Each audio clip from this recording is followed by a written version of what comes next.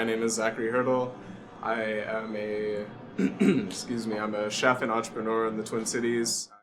I became interested in vegan sushi and watermelon sushi because of this restaurant based out of New York City last year. They baked, or they rather dehydrated, smoked, and prepared this watermelon that was, your standard watermelon size, and by the end of the process it had shrunk down and had the consistency of like a ham. So they served that as like a vegan option for the holidays, for like Thanksgiving. So I was really intrigued by it because I was able to purchase a smoker for relatively cheap off of Craigslist, and I was like, okay, like I'm gonna try this out. And I tried it out. It was I guess like a 4 or 5 day process between the brining and the smoking. And the end result was something that tasted like warm sushi, like fresh out of the smoker. It had the same consistency, or rather has the same consistency of like tuna or something like that.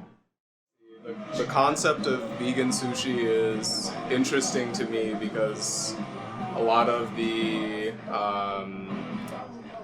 I guess the culture that sushi comes from, Japanese culture and Shintoism and just East Asia in general, a lot of those, I guess in monastic life there's a lot of vegetarianism and a lot of meat isn't used, but the concept of sushi still exists, so sushi is, I guess, inherently vegetarian. I used to run a company called Busy Bee that hired college kids to do chores and odd jobs in the community.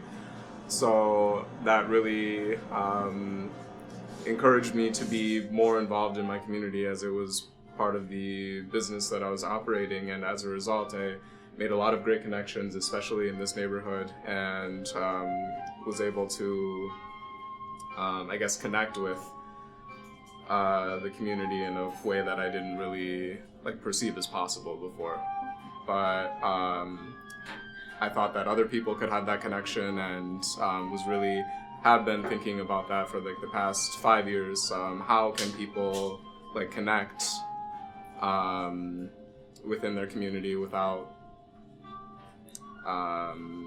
issues seamlessly? Why aren't people communicating in such a way that I'm able to go to somebody's house and have lunch with them when it was just kind of weird things, but very, very unique, and I appreciated them. But food, I found, is a way to bring people together, and because of that, I've been focusing my food business, Food by Zachary, on operating with businesses that I've already worked with, as well as nonprofits and other organizations that give back to the community within my community. So I guess earlier this year I did a pop-up at White House Community Kitchen.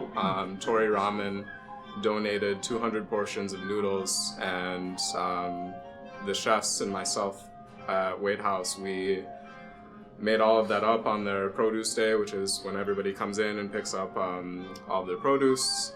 And we ran out of noodles, we ran out of all our ingredients, and it was really great. But I'm striving for events like that, events where people can come together, enjoy a meal, and really just enjoy themselves.